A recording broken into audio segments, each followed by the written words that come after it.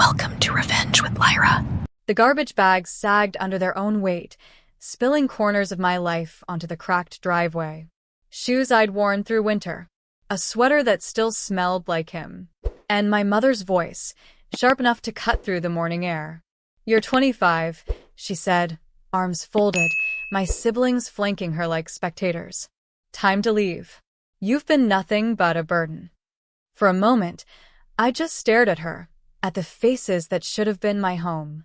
I didn't ask why. I didn't beg. I didn't even breathe too loudly. I bent, tied the bags closed, and lifted them one by one into the trunk of my car. The metal groaned under the weight, but I didn't. I smiled. A strange, small thing that felt more like a seal than an expression.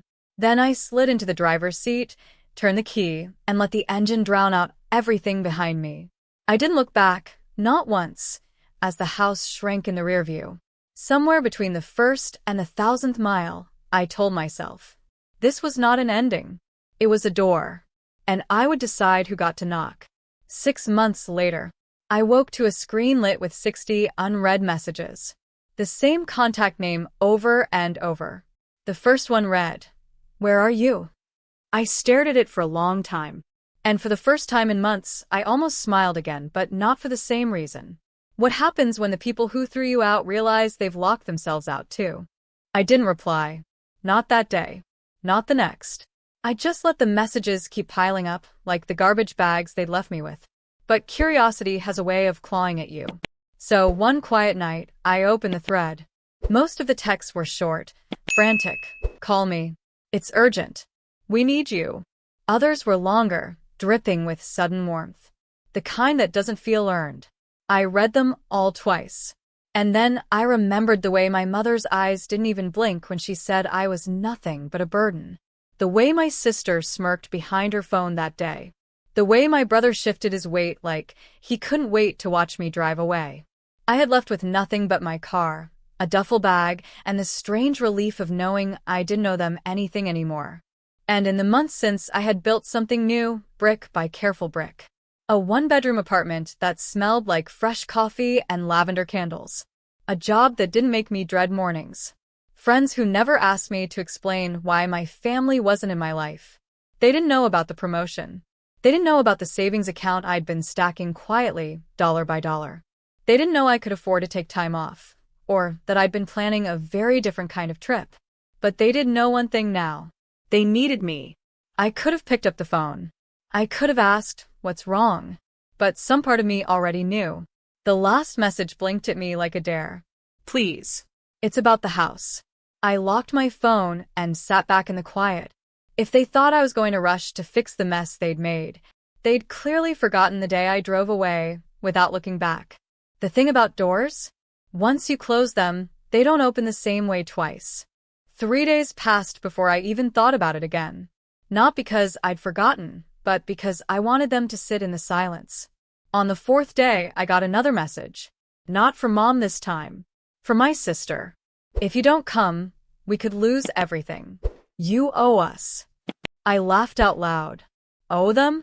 The only thing I'd ever owed was the gas money it took to get me as far away from that house as possible.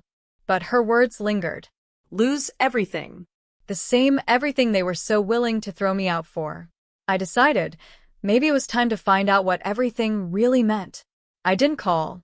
I didn't text back. Instead, I took a slow drive through the old neighborhood that evening. The streets felt smaller, the houses older. And there it was, our family home, still standing but different. The paint on the front porch was chipped, the lawn overgrown. The driveway where my life had once been tossed now held a rusted pickup I didn't recognize. Curtains drawn tight. I didn't get out of my car. I didn't knock. I just sat there, watching the lights flicker inside, wondering how bad it had gotten. On my way back to the apartment, I pulled into a coffee shop, opened my laptop, and did what they never expected me to do. A property search. And there it was in cold, public records. 3 months behind on mortgage payments. A lien filed by the county. Foreclosure not just looming but already scheduled. I closed the tab and sat back. This was their emergency. This was the reason I was suddenly worth 60 messages. Funny how fast a burden turns into the last hope. And as I sip my coffee, I realized I held the one thing they couldn't throw in a garbage bag: control. That night, I lay in bed staring at the ceiling, replaying their words from 6 months ago. The laughter, the smug faces, the final slam of the front door. Back then, they thought they were cutting me out. But all they'd done was remove the only person willing to hold that family together. By morning, I'd made a decision. If they wanted me involved again, it would be on my terms and my terms alone. I drafted a single text to Mom. I saw the foreclosure notice. I'll consider helping. Meet me at Parker's Diner tomorrow, 10 a.m. Come alone. Her reply came faster than I expected. Okay, I'll be there. The next day, I arrived early, choosing a booth in the back. The diner smelled like burnt toast and strong coffee, the kind of place that made every conversation feel heavier. She walked in 10 minutes late, looking smaller somehow. Hair unbrushed, dark circles under her eyes. I remembered the way she had stood so tall on the driveway, flanked by my siblings like a general with her army. That woman was gone. We sat in silence for a while, the clink of dishes filling the space between us. Finally, she spoke. We made mistakes, she said, her voice low. But this is bigger than pride now. I sipped my coffee, letting the bitterness settle on my tongue before answering. You made choices, I corrected. And now you're living with them. She didn't argue. She just stared at the table, twisting a paper napkin in her hands. I need $28,000, she said finally. We can pay you back. I almost laughed at the we. There was no we anymore. I leaned forward, my voice calm. I could write that check today. But I'm not a safety net you can cut and patch when you feel like it. Her eyes lifted to mine, searching for the daughter she once could guilt into anything. She didn't find her. And that's when I knew the real revenge wasn't going to be in saving them. It was going to be in showing them I didn't have to. I left her sitting there in that diner, staring at the bill she couldn't afford, and drove straight back to my apartment. I didn't block her number. I wanted her to keep sending messages. I wanted every please and every will make it right to stack up like unpaid debt. By the end of the week, the calls came from all directions: my sister, my brother, even an uncle I hadn't heard from in years. Each one with the same script. The family needs you. Think about your blood. Don't let us lose the house. I thought about it, all right. I thought about the day they tossed my life into plastic bags, about the smirk on my sister's face when she said, "Good luck out there." I thought about how they didn't even bother to ask where I would go that night. No. They'd made their choice. But that didn't mean I wouldn't show up. Just not in the way they expected. The auction date was listed online, 3 weeks away. Public event. Open bidding. If I played this right, I could own the very house they had kicked me out of.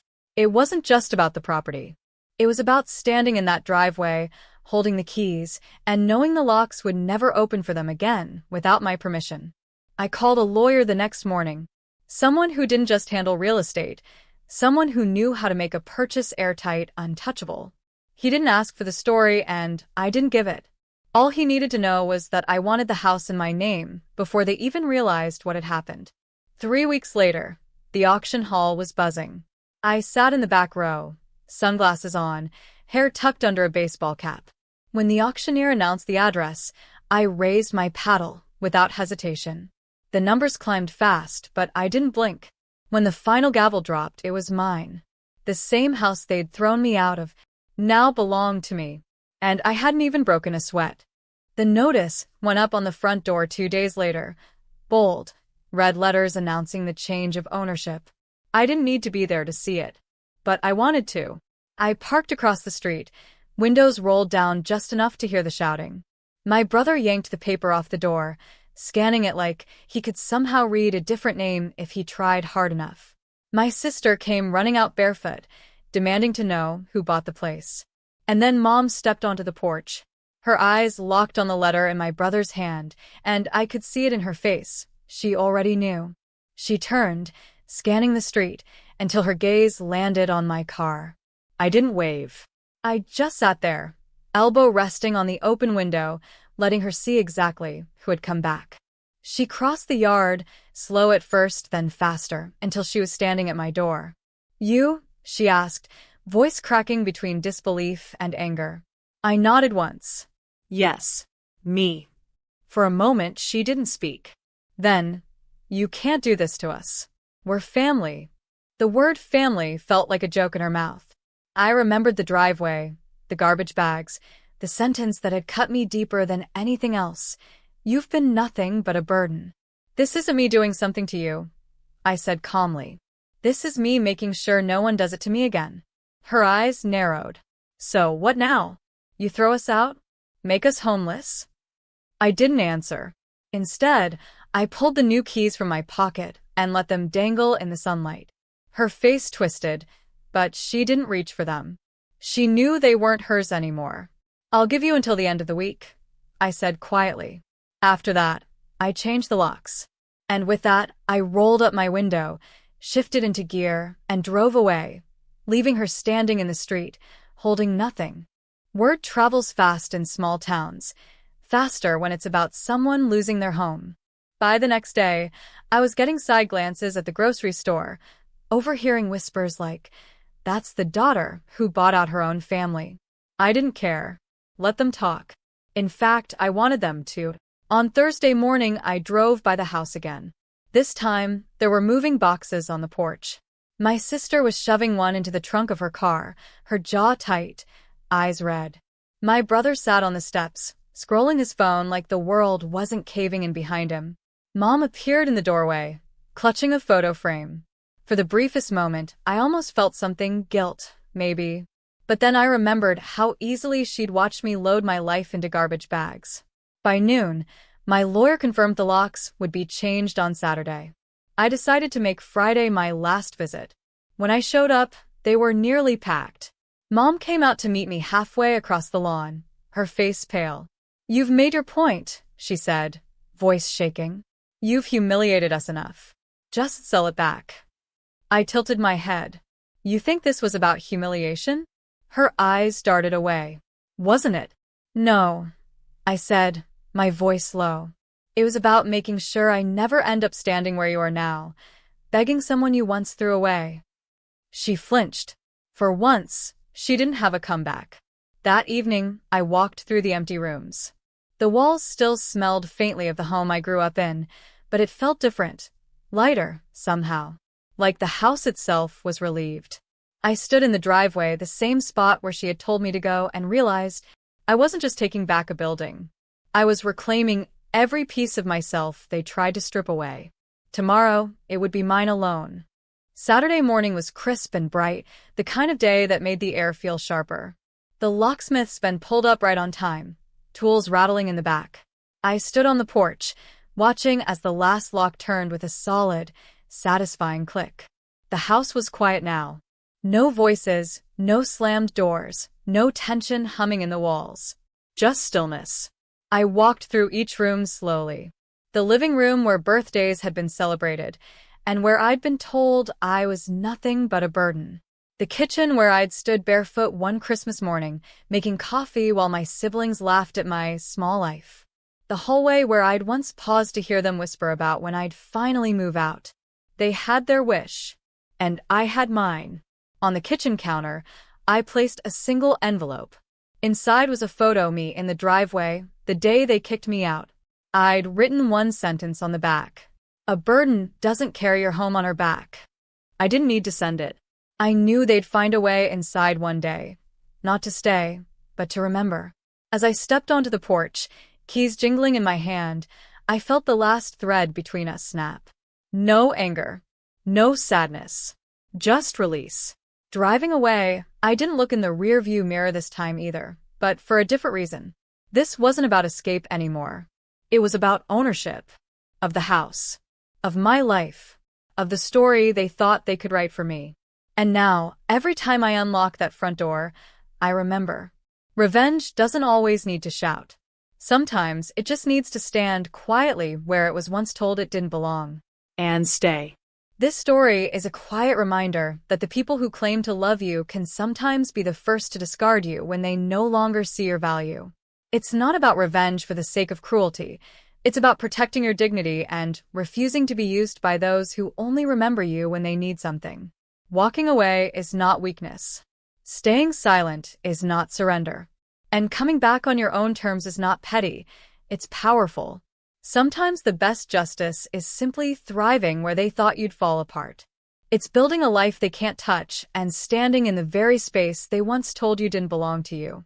This is proof that you don't need to scream, argue, or force anyone to see your worth. You just need to live in a way that makes it undeniable. If you've ever been thrown out, underestimated, or made to feel like a burden, remember this. You owe them nothing, not even an explanation. Your success is the answer. Your peace is the prize.